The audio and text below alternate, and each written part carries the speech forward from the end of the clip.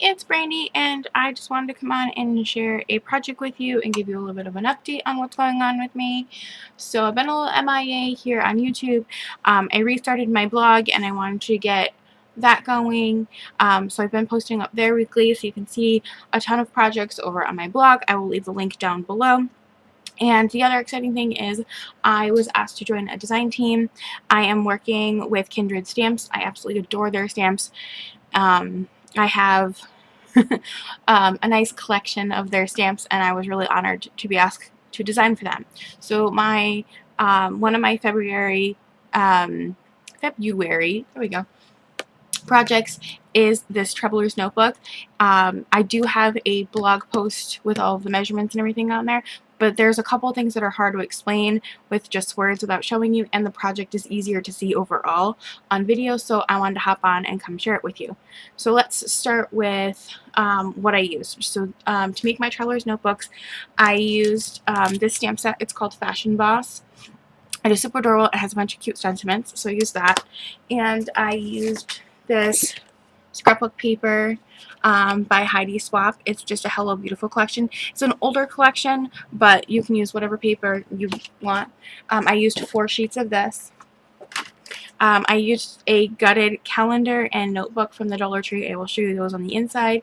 And I did some binding, and I used embroidery floss and my little elastic.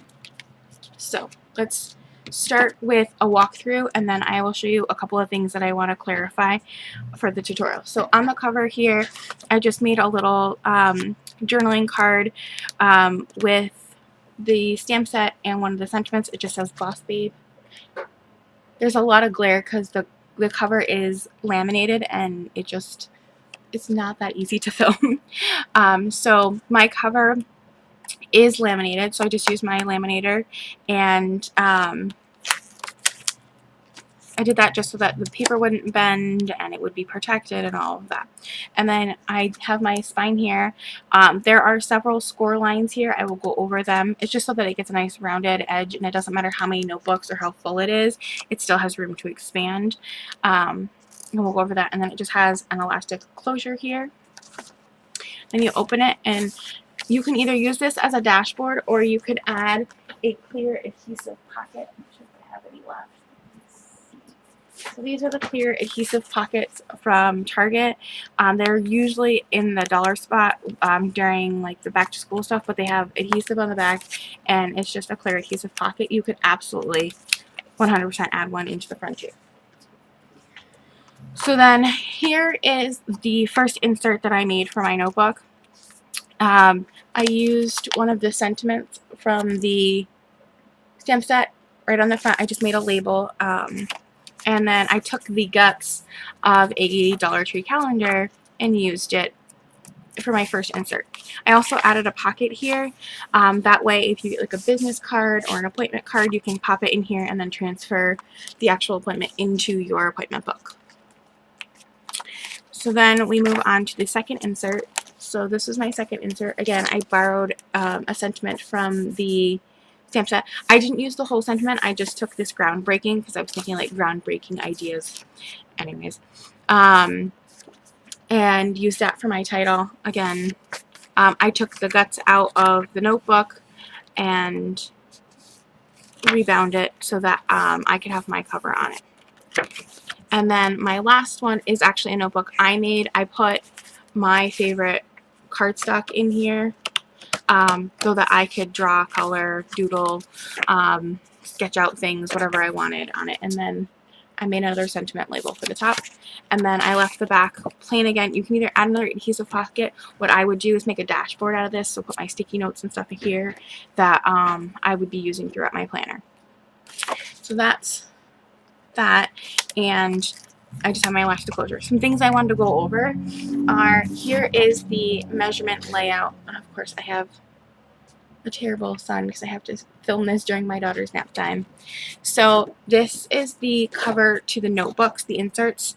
My notebooks and my calendar, all of my measurements were based off of what I had purchased at the Dollar Tree. My notebooks were 5 by 7, so that's what I used That's how I determined my measurements.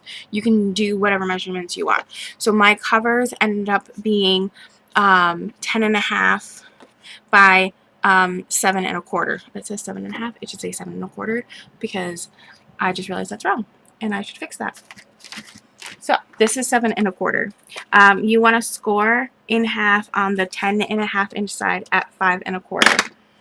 I'm going to fix that because that's a thing. 7.25. So got 10.5 by 7.25. Score at 5.5. For your binding for these, you're going to come 1 inch in from both ends. So this will be, so if you're looking at it on a ruler this way, this would be 1 inch, and then this would be 6.25 inches because this is 7.25. And then your center point would be 3 5/8. So that's that. So those are going to be your binding holes for your cover. Okay, and then this is for the main outer cover of the Traveler's Notebook. This is 11 1/8 by 8 inches. Your center point is going to be at 4 inches, and your binding is going to come in 1/2 inch from each side. Your score marks so that you get a rounded spine that it'll adjust no matter how many inserts or things you put in it. I scored at 5, 5.25, 5.5, 5 3/4, and 6. That way, all of those score lines will bend, so it doesn't matter exactly. The notebook will adjust to itself. So that's those markings. That's that one. What I did want to show you is, let me find my. What did I do with it? I just had it. There it is. It fell off the side of my desk.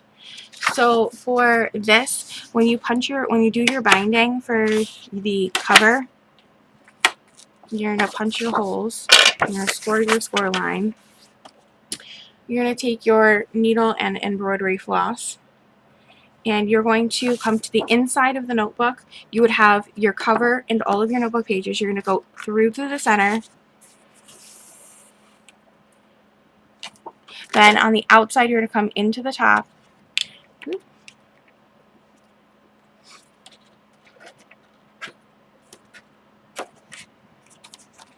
And pull through, and then back into the center, and then down on the outside to the bottom.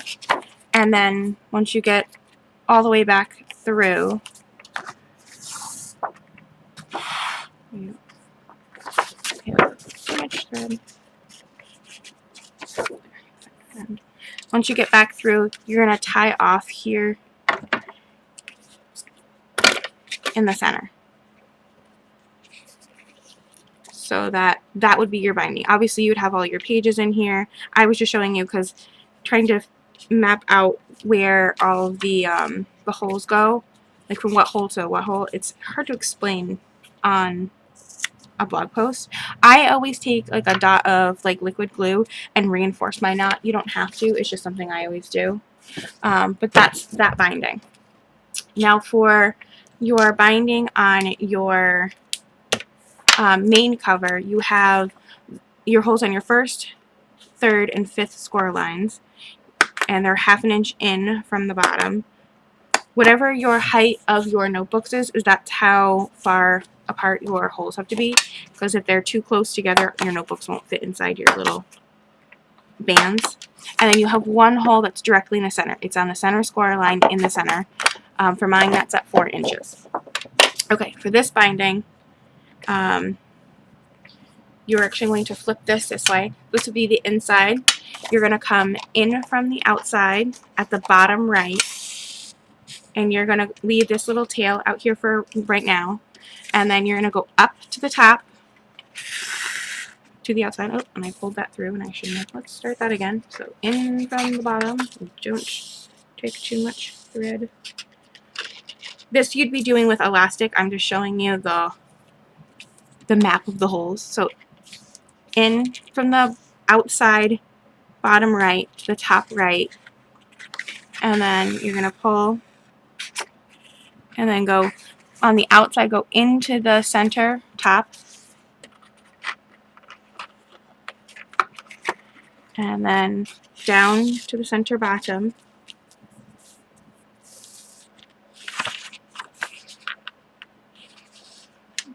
and then you would come in to the left bottom and up to the top left, and then you'd come back in to the center top. And if you wanted a fourth hole, you would leave this long. If you only wanted 3 bands, you can just tie that right off there. And then all you do is you would take this piece that was left on the outside, you'd thread that into your needle. Of course, I have to thread this without getting my head in the way. I gotta trim that. There's like a little fuzz. And again, this would be your elastic and not thread, because you want it to be able to move. And then you're just going to pull this to the other side by going through that center hole so that you have those stitches. You'll notice on my outside cover I have an extra row of stitching. It's because I punched my holes wrong. And you can either, again, you can either add another 4th band, or you can just tie it off to your center at the top and bottom. It's personal choice. I tied off because I didn't need that 4th. I was only putting 3 inserts in mine, so I didn't need that 4th one. So I hope that makes sense on how to string your binding. If you have any questions, please leave them in the comments below. There is a full written blog post tutorial for this with the pictures of these samples so that you can see the measurements right on them. And I hope that explains it all. And I will be back shortly with some more projects. Thank you, and I will see you shortly.